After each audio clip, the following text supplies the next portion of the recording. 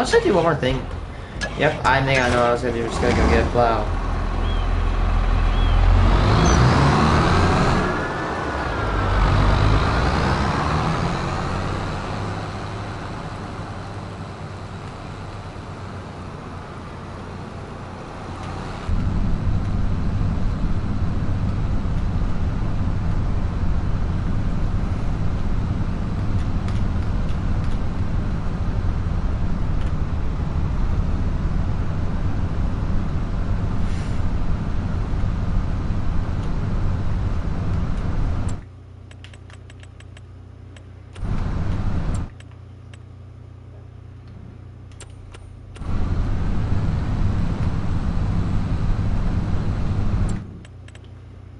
$75,000, the biggest plow. I shouldn't be surprised because I mean there's no really big mechanical action. Okay, so now if okay, so we're doing a barrel roll. Boink.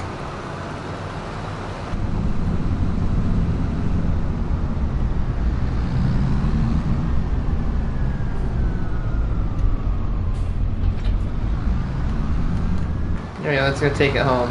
Yes, this works, by the way.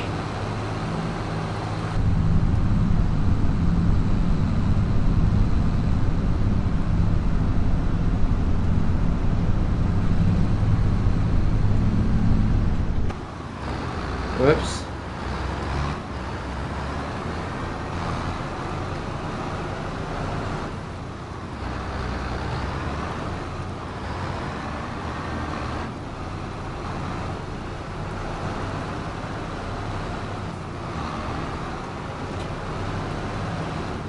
I can do this. I can usually get up and... There we go.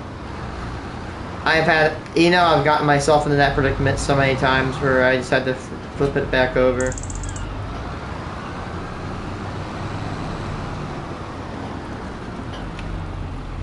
I'm trying to hit cruise control, but it sometimes won't work.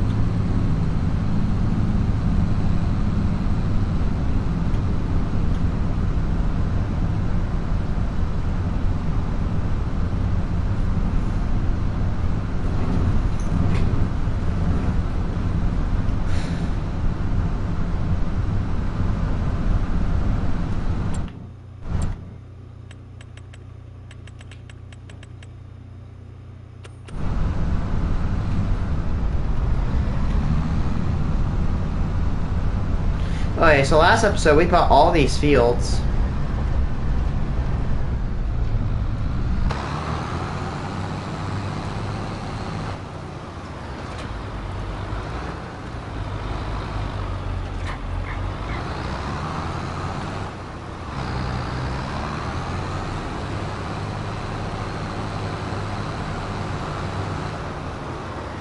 Yeah, I'm not kidding you. We can literally work backwards.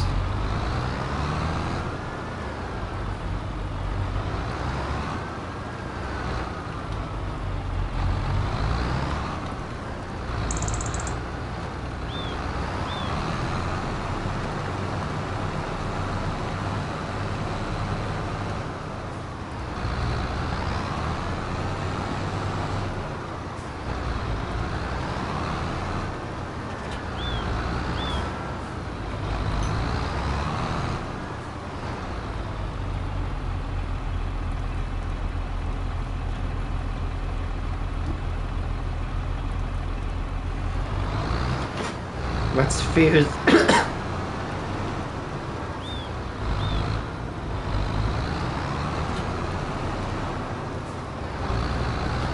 Let's fuse this field.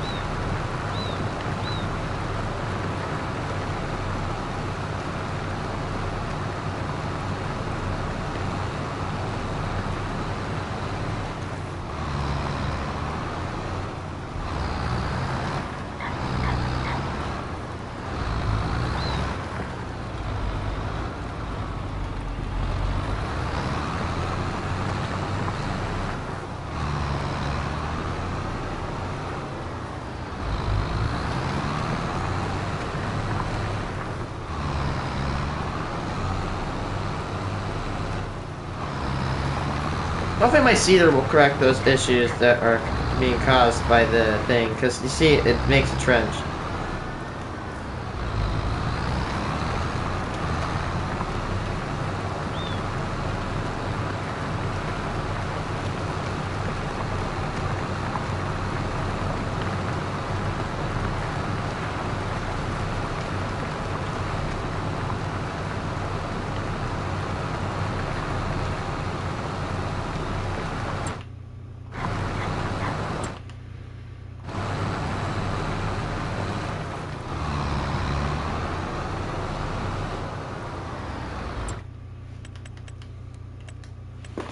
That's a tree planter.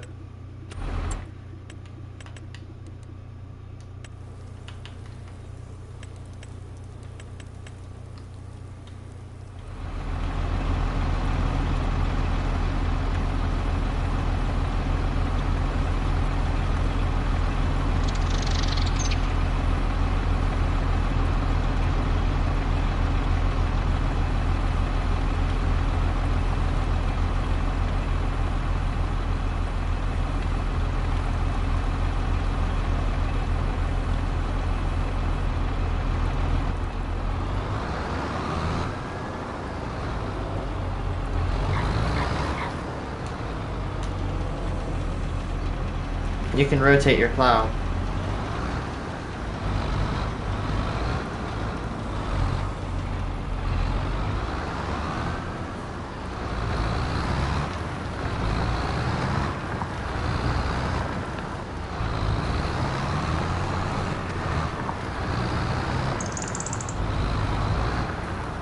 I have OCD or something, I swear.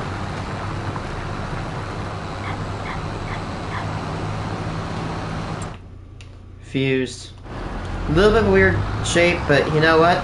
Weird shapes don't matter when you have a big ass field.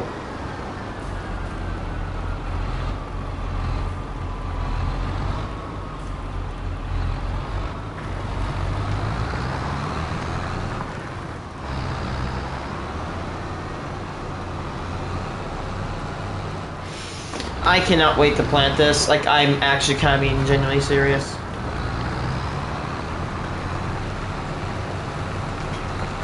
We're gonna have to put a lot of money into dumping sorghum production here.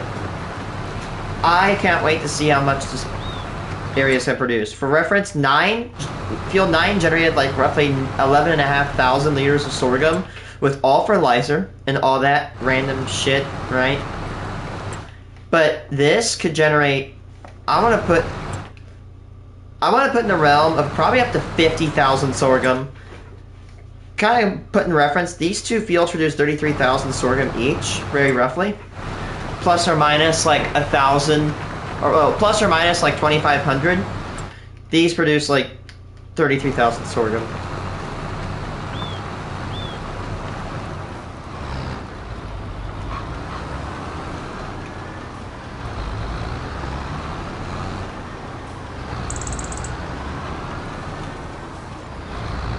Come on, you gotta admit it. There's a couple people that love doing what I'm doing right now, which is just merge fields. Boom. There we go. Now it's easy.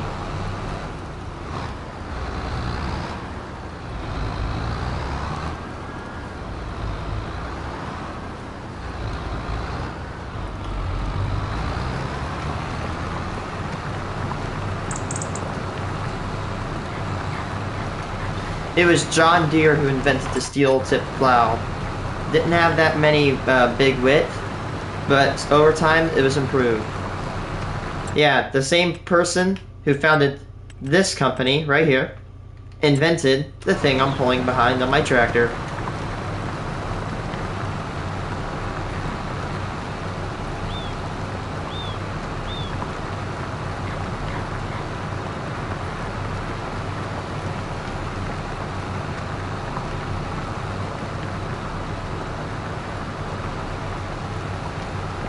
I'm looking very carefully that way I don't miss anything. I'm probably gonna miss something on my right over here. Yep, I am. No problem. Just gotta...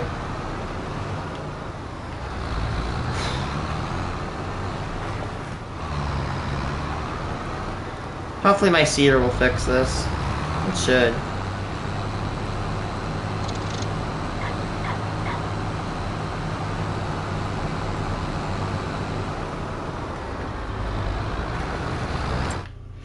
There we go. One giant conglomerate of a field.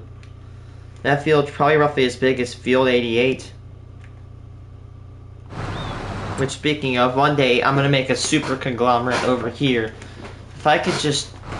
Sorry, no offense, but if I could just shave off a couple of these trees, flatten some land, I can make the biggest field ever in this map that you can make.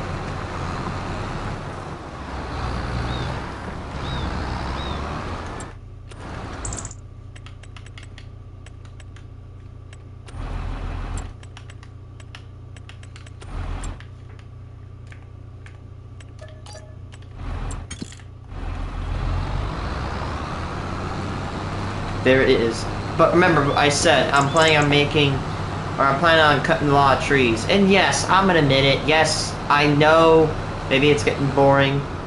You know what? Here's the thing. If I got like $2 per tree, I don't know if I would really be doing this. But look, I just got another $400,000. That's a lot of money, and I'm not gonna fight that. If I can get $400,000 just by literally cutting trees. Just by cutting trees and shipping them. Which, yes, although labor intensive, again, money making, I'm gonna take that. I'm making money, and a good amount of money.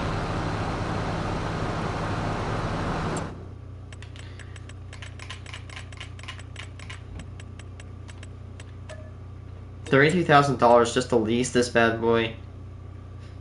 Honestly, it does have a claw to kind of feed them in, and it looks like the shredder might be a little bit bigger. But honestly, I feel like using a claw would actually be slower than just feeding it in by hand. Because provided that the thing does not glitch out, I'm able to feed them in rapidly. That's so nice about having the seeders, that we don't have to fit a whole ass, you know, cultivator and then a seeder in. Currently we can just have one seeder, and it's nice because putting things that have hinges behind another thing that has like hinges and swivels is such a pain in the ass when it comes to organization. Also, I forgot to do this last stream.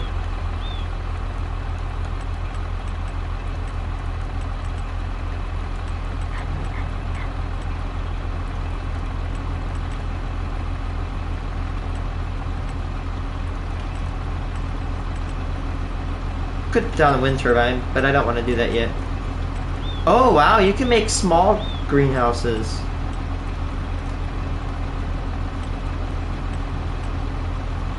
$9,000. Man, you could make... I wonder how much they make though.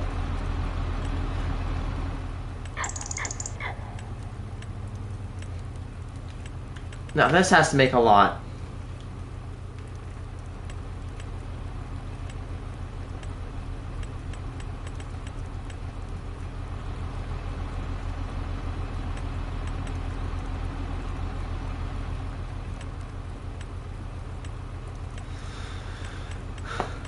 No, yeah, they're gonna be up here. Containers. Okay. Also, I could get a fuel tank going. So we're gonna want this. This is the large liquid fertilizers tank. Actually, wait. Yup, right there. Save it.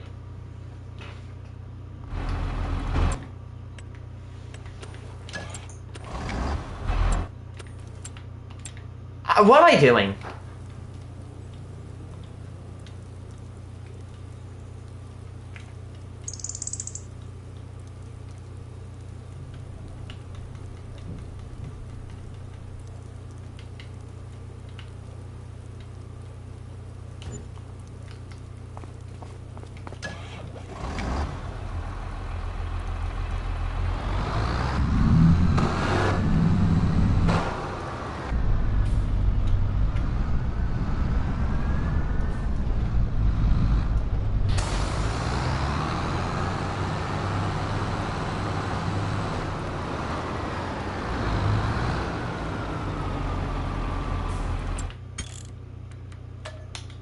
I don't like that spot.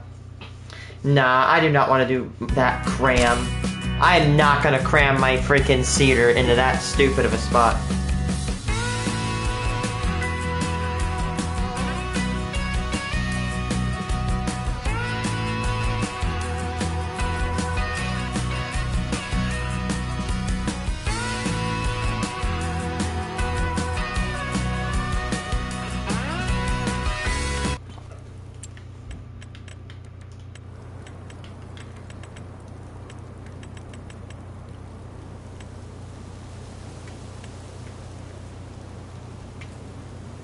I think right here would be a good idea. Now, here's what we're gonna do.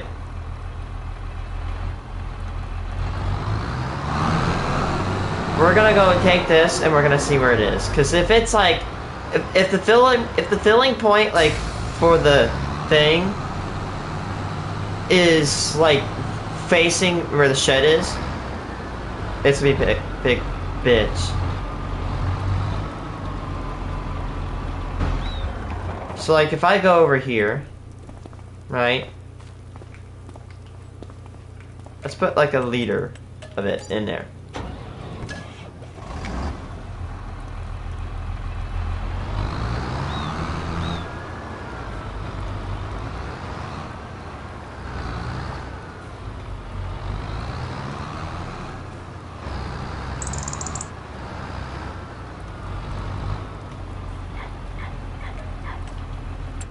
So I don't like the word.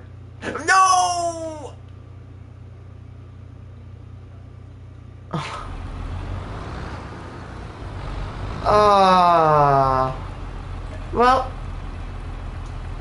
Well, at least it's not like, you know what? At least it's not, the filling point's like right here, and it's not like all the way over there.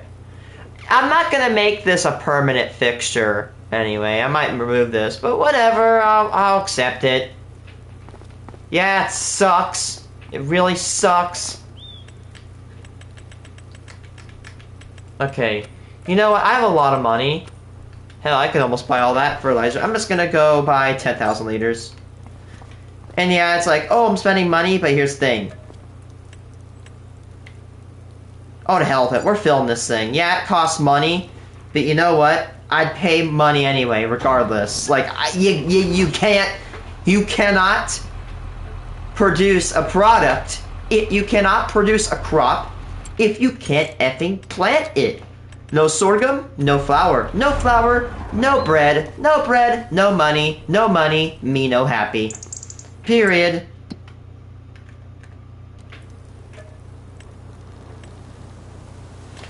So what, did we go March again? Man, it's gonna be expensive to run all that. You know. I'm planning on switching the plant to a liquid fertilizer, because I think liquid is better. Okay, yep, if liquid is better, let's see how much we can pay for it. I think it's actually more expensive if you use these tanks. But honestly, I don't want to be moving all the way back and forth to the shop. Let's say 100,000 liters, $132,000. Okay. Actually, let's say 50,000 liters is 88 grand of solid fertilizer. 88 grand. So 50,000 is 66. Yeah, it's way cheaper. Liquid fertilizer is just simply more cheaper. So we are going to phase out solid fertilizer permanently. If it's used at the same rate, it's cheaper.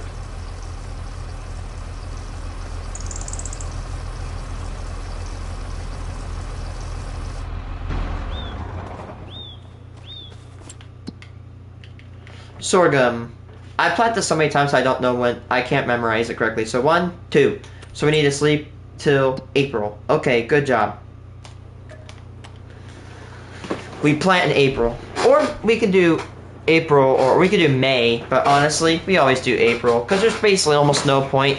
We might as well plant, we always want to plant early in my case, because I have a little bit extra time to actually produce the sorghum pallets. I can produce 5 extra pallets per year if I plant early. If that makes sense. Or at least get them earlier.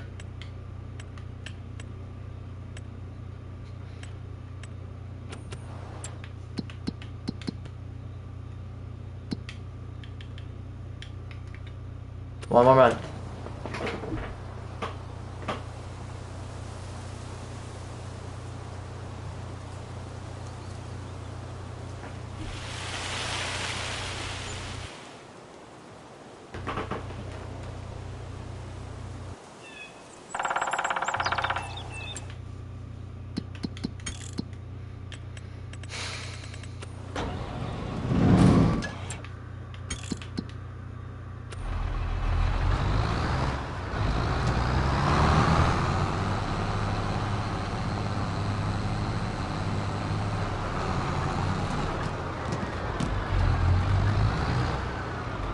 Oops.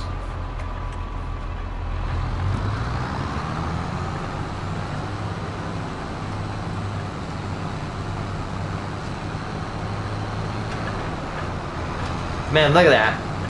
Look at that. And then, by the way, you can just even see that gap of trees I've removed.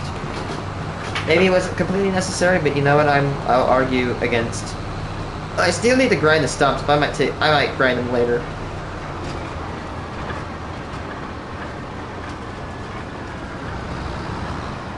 So, guys, it's time to answer the question: how much like liquid fertilizer and seeds are we gonna burn into this field?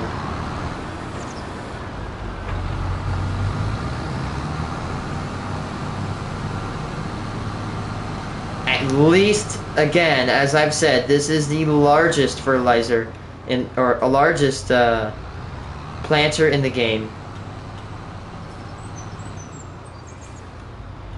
You don't need liquid fertilizer in this thing to plant. It'll plant without fertilizer.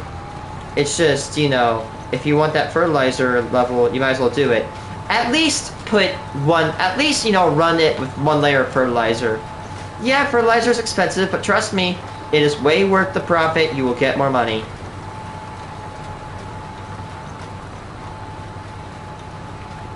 Hope that gets rid of all the trenches. Yes, it does. Thank goodness.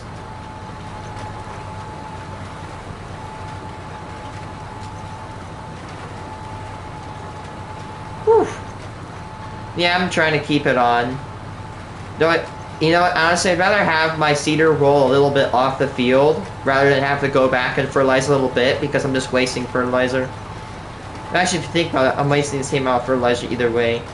Or at least very close to the same amount of fertilizer, if you get where I'm going. Man, yeah, I don't know why, but what's flowing in my head. I need to do 7 days to die. The only reason I've taken a break from 7 days to die, I'm gonna admit, I'm bad at food and water. I can do pretty decent at combat, it's just food and water and, like, healing myself is what I'm bad at. I can do pretty decent at combat, and I bet you I'd do very, very good at building if you give me time. Just not good at food and resources to a certain degree.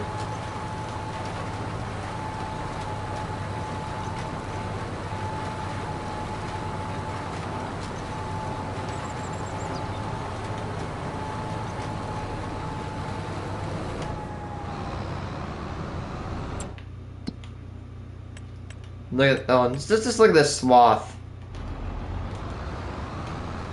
Yeah, honestly, I could do this I could have planted with the other seeder, but I'm glad I have this one. Cause it's gonna, I mean, the other seeder is only half the size of this one. I mean, like almost exactly half. Like if I literally go down. There you go. I kind of I degree my angle. Like, this is the one I used to use, so it's like 9 meters. This is 18.2. So this is actually just a little bit more than half of the size than the other one. We're already down to 88% fertilizer.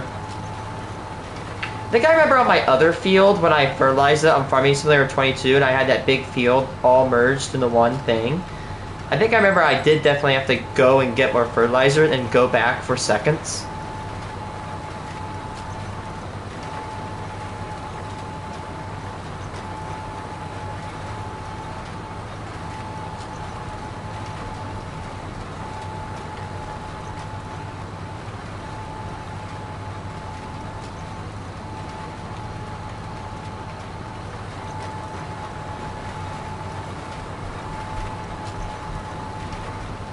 Honestly, I'm having me do this. I don't want the AI to do this because I'm afraid they'll waste fertilizer because I've put AI on this I'm very trustworthy when it comes to harvesting, but I've seen how they do in, you know, seeding, and they cannot operate this thing worth a shit. Maybe it's because of my fields, maybe it's because of trees around them. I don't know why, but they just cannot do anything.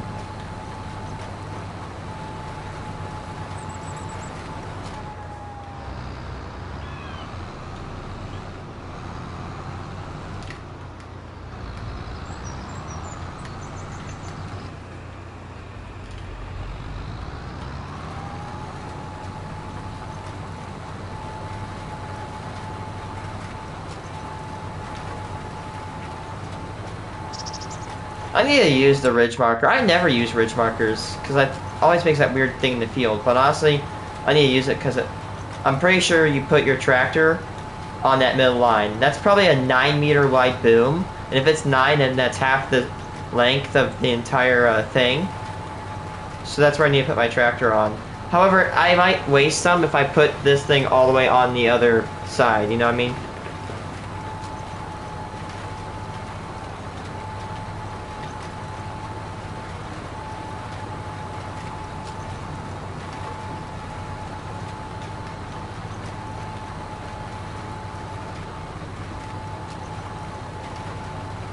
We're definitely gonna have to refill this thing before we go to the other fields because we're just burning so much fertilizer off this thing.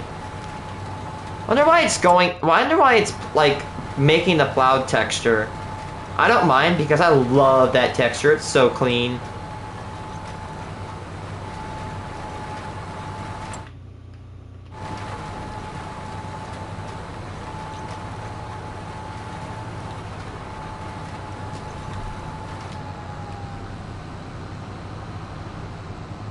Oh, that's annoying.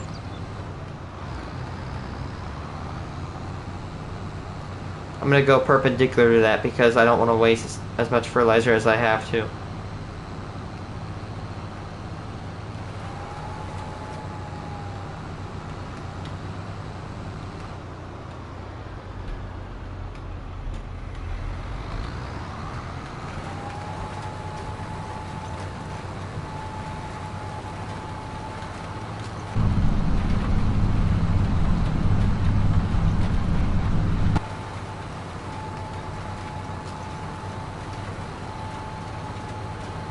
Put my left tire right on that track right there. There we go. We're probably gonna go a little bit over into the other slot, but whatever, it is what it is. That was a good turn. That was a very good turn.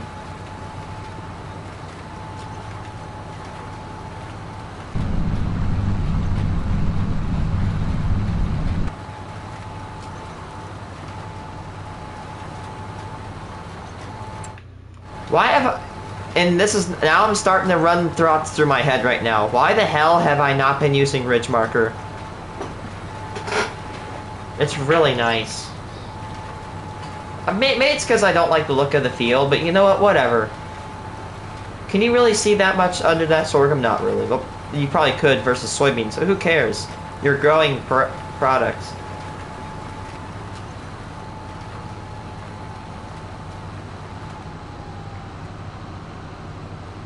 Yeah, with sorghum, we don't use that much seed.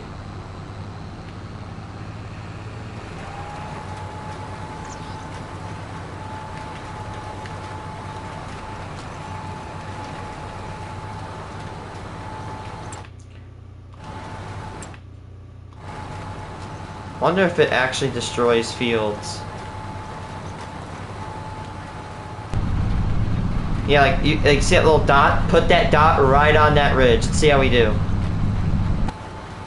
Yeah, if we put that dot right in the middle of the ridge, or like kind of like the left, like little denture, we're gonna be hitting that field.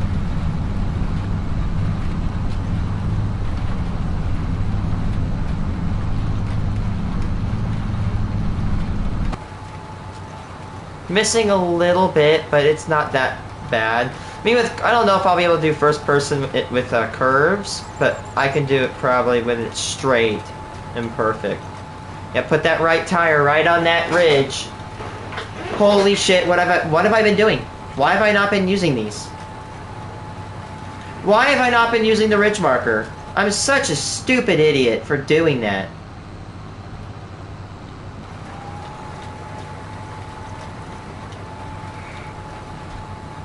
Put my left tire on it.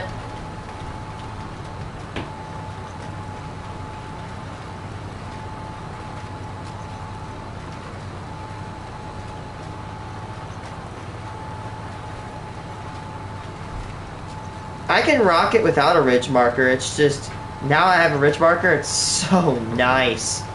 I regret not using ridge markers. I have done so many seedings in my farming simulator career with machines that have ridge markers, but they just don't. When do you get ridge markers? You get ridge markers here? Definitely some right there.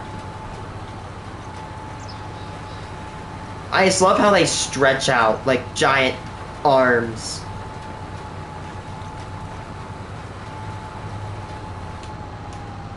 The thing is that the seeds, well, you only consume seeds when you are planting. Like, if you go over something that's seeded, you will not consume seeds. But it does not matter when it comes to fertilizer. Okay, so when you go for your right one, you click it. You click the,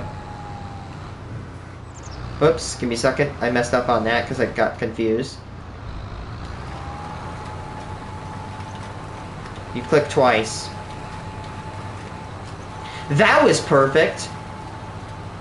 There you go. Keep my tire probably to the left of this ridge. Bingo. I'm rocking it with this ridge marker bullshit.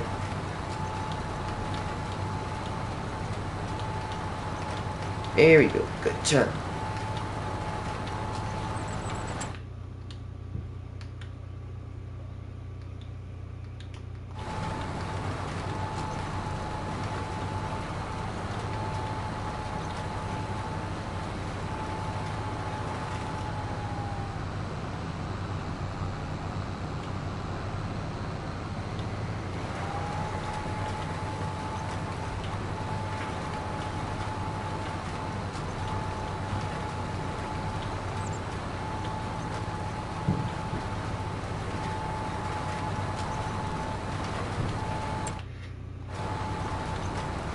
Yeah, I'm not really bothered by how long it takes to plant this field, even with this thing. I mean, I can't really complain, because this is, again, the biggest seeder in the game. I remember back then, when, I think in, like, Farming Simulator 19 and anything before, the AI would take the path of how you seed. So you see how I seed it, I'm seeding right now, and it's kind of, like, messy. The AI from Farming Simulator 19 would struggle, and I mean struggle, to plant this field.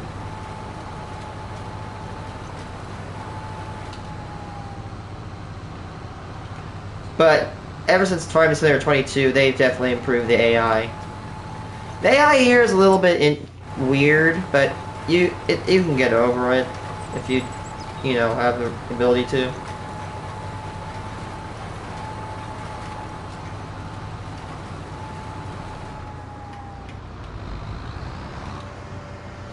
The only annoying thing about these big seeders is that when you have to go and transition between fields, like across streets, most of the time you're gonna have to, like, make it, like, you're gonna have to fold it and unfold it. It takes a little bit of a while.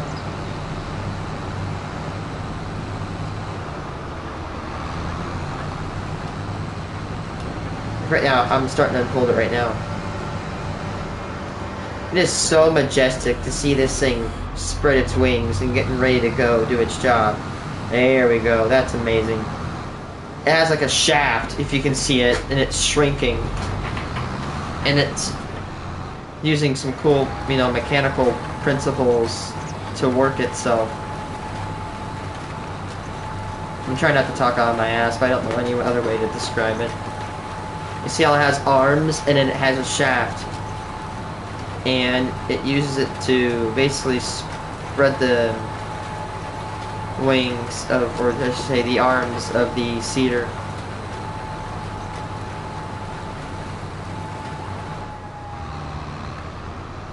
Ugh.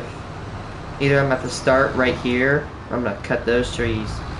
Those trees, honestly, I was saying about like cutting them.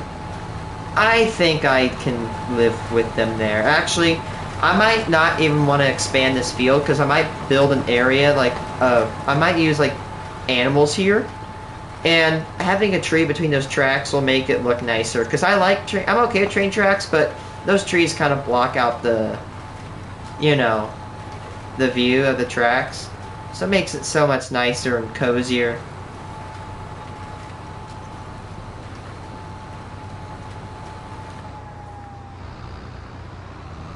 Come on.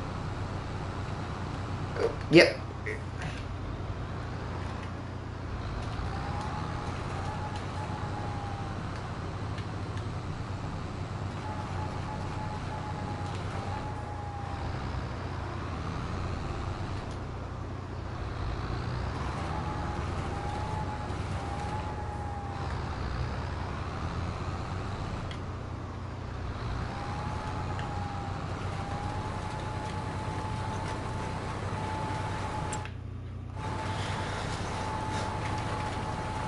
Hey, at least I don't have to go cultivating. Like, I was okay with cultivating when I got the big planter, but then as I kept getting more big, cultivator, like the original one was annoying, and then after that one I got a better one, but still, they got annoying. I think I could pull the biggest cultivator, but with this machine, I don't think you really, again, you don't need to cultivate. Like, again, that right there is harvested sorghum, and it just seed drills, which means that there is no need for cultivating.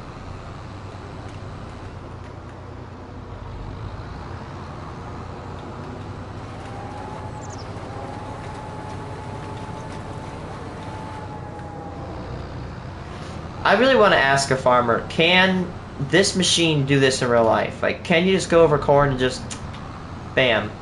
I feel like maybe you'd have to, like, harvest, or at least cultivate, you know. Oh my gosh! Oh, that's just grass. Well, I don't care. For now, we're gonna stick this out. We're gonna stick out the, stick it off the edge a little bit, because I hate having to go around the edge. I'd rather waste a little bit than have to go back.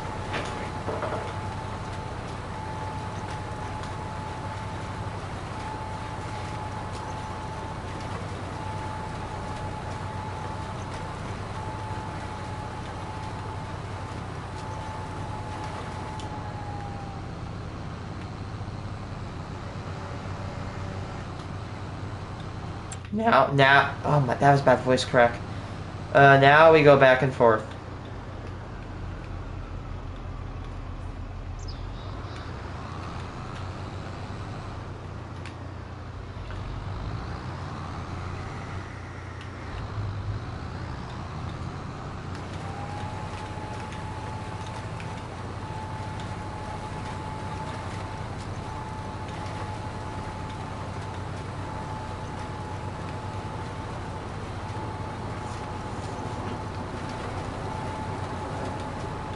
Oh, we're probably gonna have to drive a little bit to the left of that, because I am not putting it, I'm not getting as much as I could.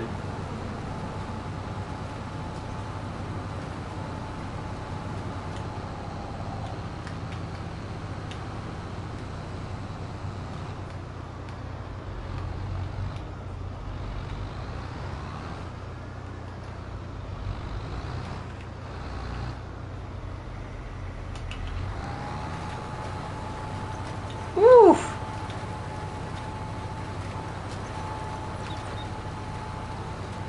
To the right, actually.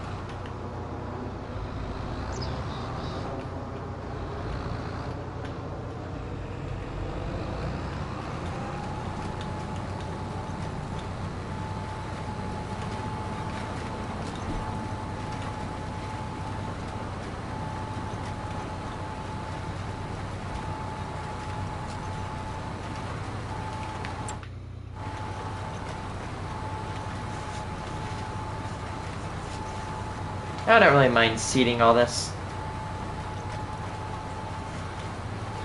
I might take a short break from harvesting trees. That's how I've been doing it so much. I really want to harvest.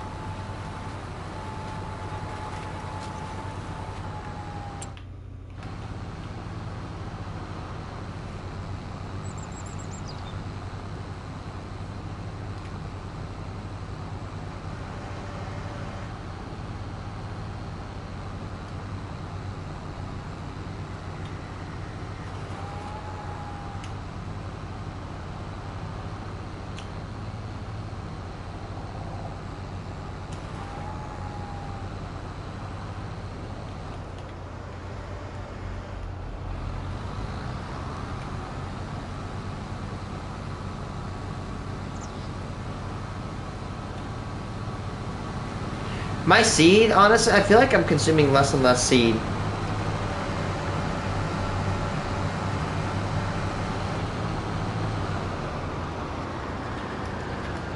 Uh-oh, ow.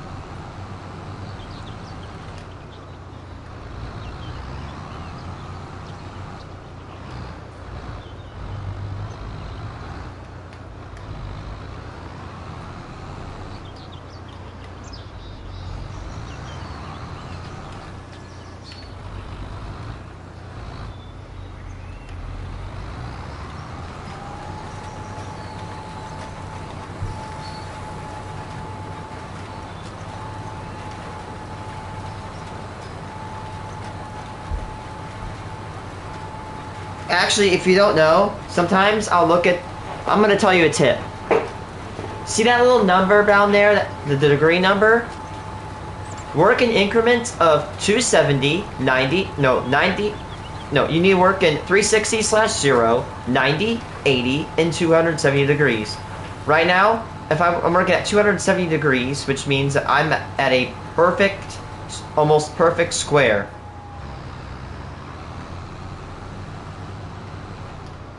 You know your ridge marker arms are so long that they need to have wheels on the end of them. Yeah, so that's gonna have to go all the way back over there.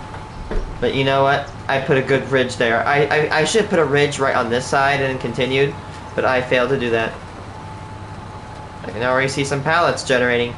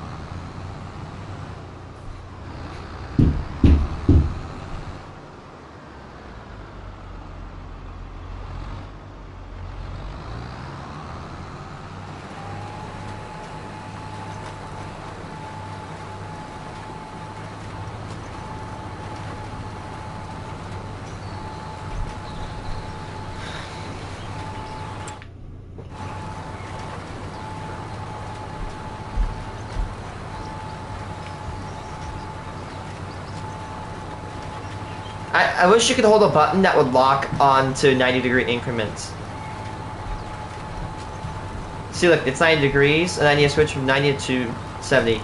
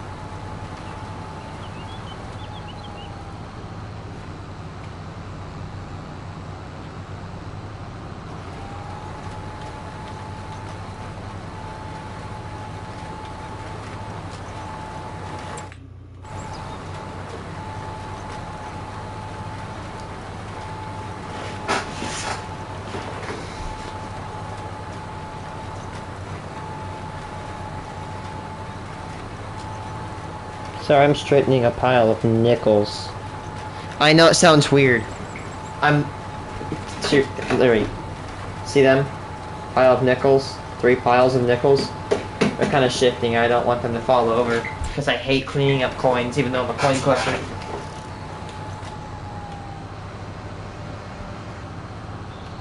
Oh. Withered sorghum. That's the only piece of sorghum I missed, and it rotted away. Not that much sorghum. Like a little speck. I've only lost 1, 2, 3, 4, 5, 6-ish plants of sorghum versus probably the millions I've ever harvested so far. No biggie.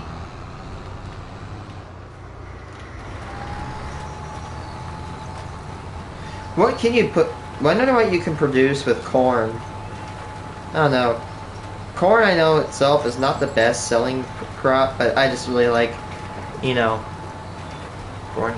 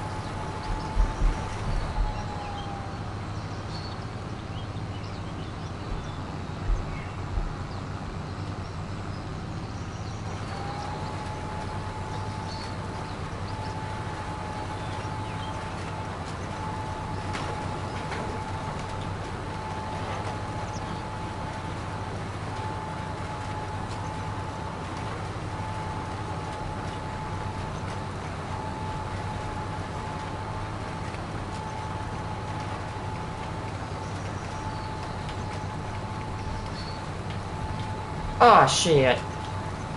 I did not put my... I didn't even put my ridge marker down. I'm dumb. Big sad.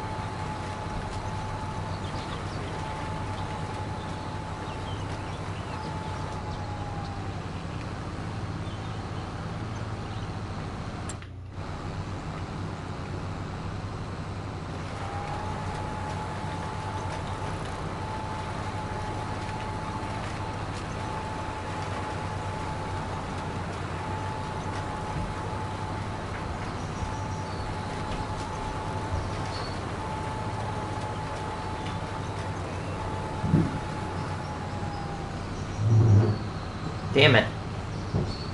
I'm bad. Sup?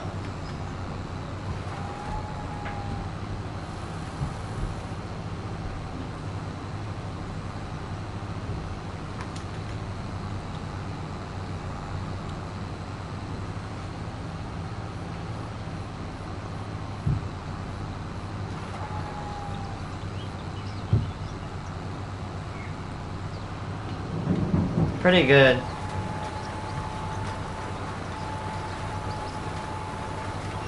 Man, while it's cold, I watched a video about the Texas deep freeze of 2021. I honestly forgot, like, how bad that was. I remember it was really bad. It got so bad that at point one company was charging like 600 times the amount of money or 600 times the average amount of money for power. Luckily, they are bankrupt and they're gone. I mean, by the way, it went from around $15 to $100 per megawatt to a sheer $9,000 per megawatt. At that rate, you would be spending $2,000 to $5,000 a day to heat your home or to power your home. Like, I did an estimation to power my house. It would cost us $4,200 a day just to power it. That is insane. Like, at that rate, we'd be paying only half as much as, actually no, we would be paying more than my college campus would be paying. My college pays about $600,000 to $800,000 a year for power, but I'm pretty sure it's very low because our college uses a Vestas V165 wind turbine. We have our own turbine and we just use it, and it gives us at least half our power. But you know what's actually sad about it is that so many people went to like point fingers, like literally they started like, oh, wind turbine shut down. Yeah, wind turbine shut down. But guess what also shut down? Coal plants, natural gas plants. Literally every power plant, or at least every type of power plant, or one of every type of power plant, shut down during the deep freeze. So you can't just really blame wind turbines for 100% of the cause, even though it is partially because of turbines. Which is kind of sad. I'm watching Alfuria, which is a pretty good weather channel, and he brought up a good point. It's all culture war bullshit. Instead of actually honoring the victims of the deep freeze, they want to point fingers at things that just don't matter. And I feel like that's unfortunately happening today with the fires and Palisades. And I don't want to get too political, man, but I have to admit, like, it's sad that people point fingers more than, like, honor the victims that have passed away in the fire. And that sucks. It's sad. And I've said it, I haven't, like, put a post about it, but I have to say, for the people out there in the Palisades fire or any fire, I feel very bad. And I'm terribly sorry for what you're going through. And it doesn't look like I mean it, because I just don't convey emotion like other people. But my heart really goes out to those poor people. Nobody deserves to have their neighborhoods burnt down because of a fire they didn't cause. Honestly, it feels like instead of, like, honoring victims of tragedies, it's all finger pointing, and it's just kind of unfortunate. Like, of all the energy we could have put in of all energy some people could put in to helping people, as they put into pointing the finger and playing the blame game, we could be helping.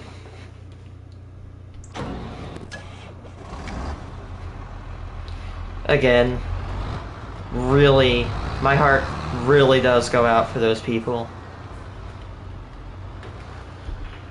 What's an update on it? Let's see.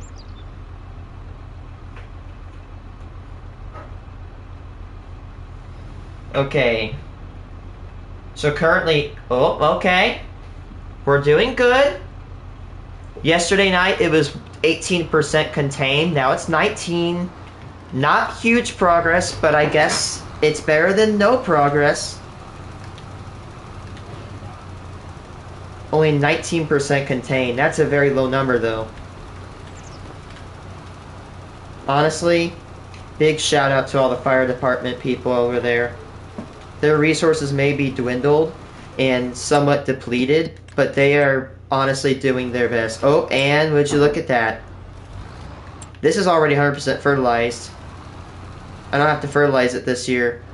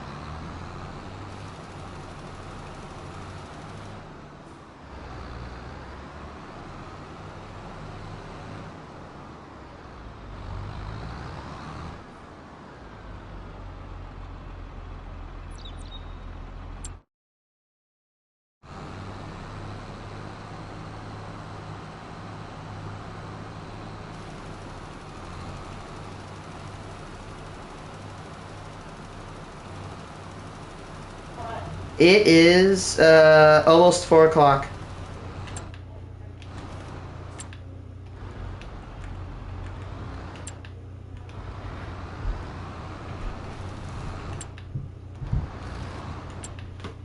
And I'm sorry. I'm sorry if I keep making the conversation go. It's sad because some people think that that the fire was manually started. Like, why? Like, I was talking to my dad and like, do you know why it started? I'm like, because it's climate change.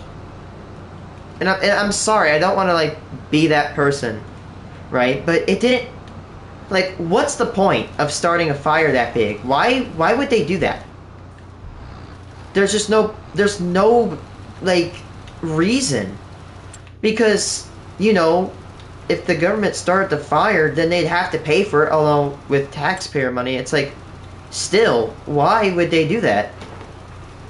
They love taking their money and putting it in the military, which I'm not saying that's a good or bad thing. I'm just saying it's the, you know, it's a thing. You are located most likely on, I'd say, probably Eastern Seaboard. You're Eastern time. I am located in Illinois, so I'm going to be working off of Western time. Although I am very close to the eastern border of the Central Time Zone. If I go over to Indiana, I'm pretty sure Indiana uses, like, all of Indiana uses the Eastern Time Zone standard.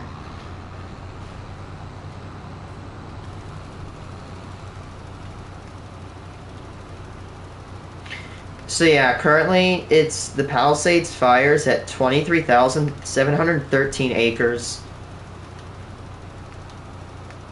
Man, the logistics to contain a fire of that size has to be nuts. That is over 1,000 times. No, actually, no. That's over 10,000 times the size of my property. I mean, we had a fire that contained was almost probably 1,000-acre fire, maybe. Actually, no, like maybe 500-acre fire that was around our house because, you know, it was manually started. I'm not gonna get into the specifics because I don't want to drop anything.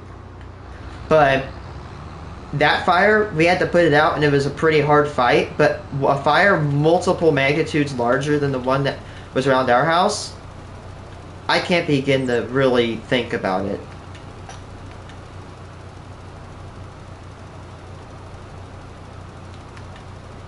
Honestly, at the end of the day, I feel like we need to stop with this bullshit of like, oh, this group caused the fire or whatever. You know what? That doesn't, right now, honestly, and I don't want to get political, but at this point, it doesn't matter at this moment of time how that fire got caused. The only thing that matters is we need to contain it as best as we can, as fast as we can. It does not matter.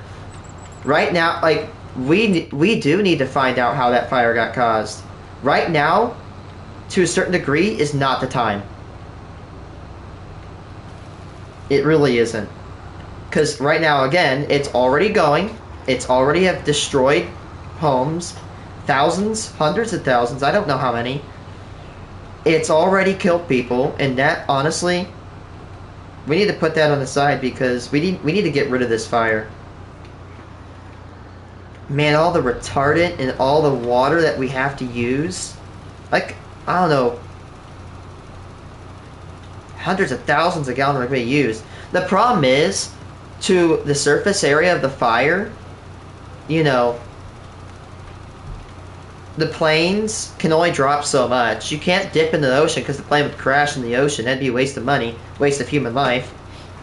Yes, it's close to an ocean, but, you know, you have to get power to the pumps in order to pump water. After that, you gotta take that water up there without melting your tires on the fire truck. And by the way, you know, the power lines there are probably all compromised. Which, again, the more it rages on, it just complicates logistics. And the amount of people are saying that, oh my gosh, all the fire hydrants are gone. Fire hydrants only are used to treat, like, one house fire or two or a factory fire. This is not a factory fire or a town fire. This is a freaking neighborhood, citywide fire.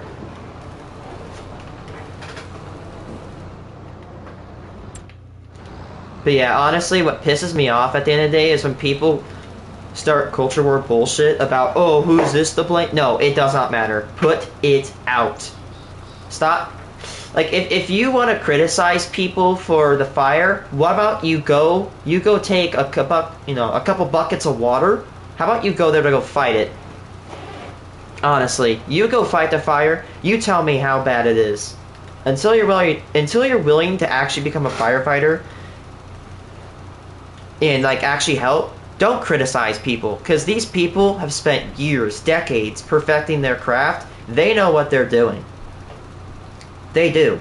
Unfortunately, the lack of resources is a big factor in this. Like, I've heard a lot of the reservoirs that contain the water for fighting the fire of this magnitude were depleted severely. Honestly, we gotta look at the picture here. It's located in the south portion of the country, which is notorious for heat. I mean, literally look, it's Los Angeles. It's Los Angeles, Texas, Mexico, and everything south of that. Especially, like, again, around, like, northern Mexico, actually just all of Mexico. It gets really hot because it's close to the equator. It's way closer to the equator than all the other states. And the air there is dry. And with a lack of humidity, this accelerates fires.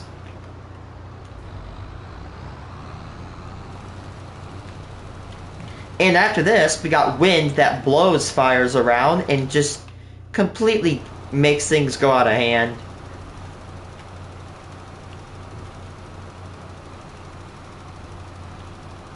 So yeah, that's what it comes down to at the end of the day. I really hope those people get out of there and get to safety. And again, like, a house of that price costs roughly $1 million. Like, even my house would probably cost, like, my property is roughly about just a little bit less than $1 million because we've had it for a while. We've put value into it. And a house, like, not even, I don't know if the property, a house there costs $1 million. A house of my size would probably cost like $5 to $10 million. Like, our house in Los Angeles would be very good. And this house is just kind of average, in my opinion.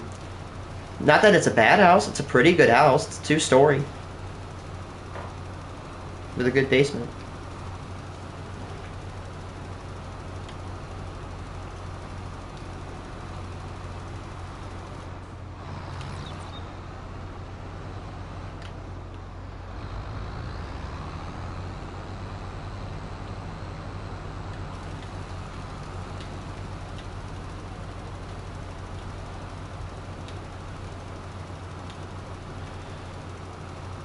Again, just sickening. I'm sorry if I keep drawing it up. Again, I'm just sick into my stomach. Every time, you know, instead of actually fixing the problem, we have to blame each other for bullshit that doesn't matter. Because all that matters is that people are being harmed by this. And it's going to continue to happen if we don't fix it. I mean, there's only so much we could probably do. I mean, I think a matter of time, we could contain this fire. We dump enough resources into it, we can contain it. But honestly, right now, it's very scary. They're probably having to hold it back like a freaking army, like, war front line or whatever.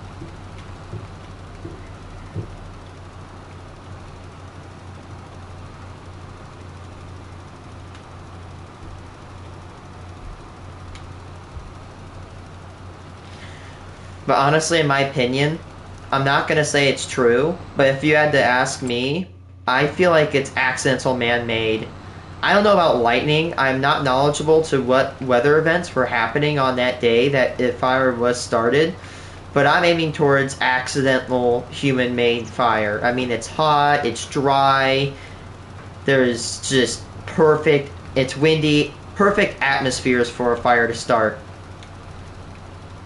And honestly, man-made fires happen all the time, you know? It's really wooded around what looks like it's wooded around Palisades.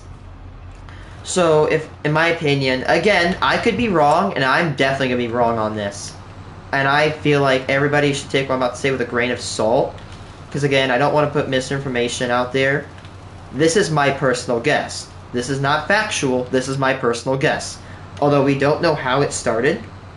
I don't think so, do we? Do we have a personal, like, do we know how it started? It's under investigation, so we don't know how it started. Honestly, probably someone went out into a campfire, lit it, and they extinguished it, but then a spark probably, you know, ignited, and then it started a whole fire. But again, literally almost anything could have hit it. I don't know about lightning, though. So it started on the 7th of January. Okay, can I do radar footage? I have an app that I can actually view radar in the back. So that's actually, I don't know if I'm going to actually harvest. I'm sorry if I just did a detour from what I was talking about. I don't think I'm going to harvest because I don't want to have to stop in the middle. Anyway, let's go over, you know what? Let's see.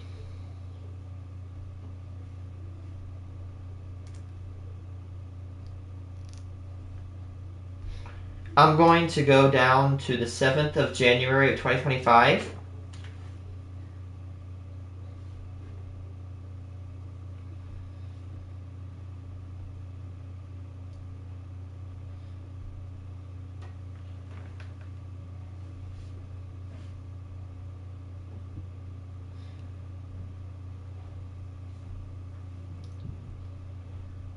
I don't see really any storms. So I doubt it was lightning that did it. Like, I'm looking at the radar footage, it's just blips of, like, probably, like, air pollution or anything high, like the mountains, because the mountains can cause interferences with the radar. But other than that, I don't really see any issues. Again, lightning can strike from 50 miles away, but I don't think it is lightning.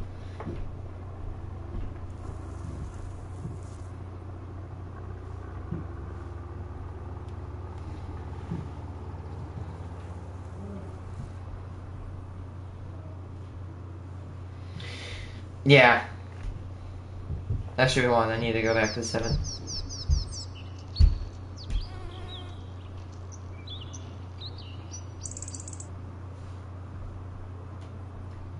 Wait.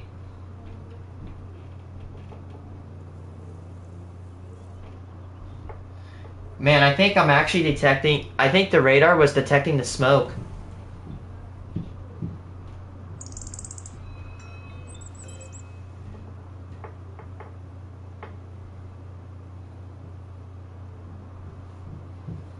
Yeah, that's not a storm. That's smoke.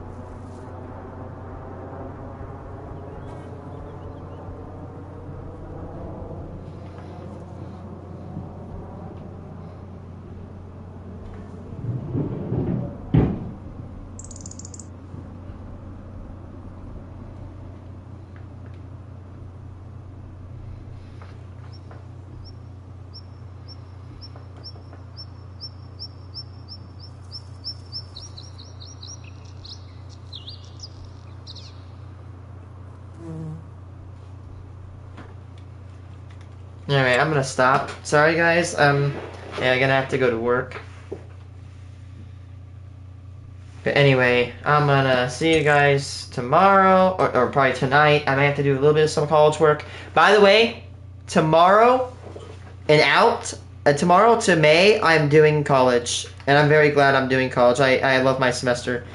Anyway, so after today, my schedule is gonna be strained. I'm not gonna stay up too much because I have to go to college tomorrow. Anyway, see you.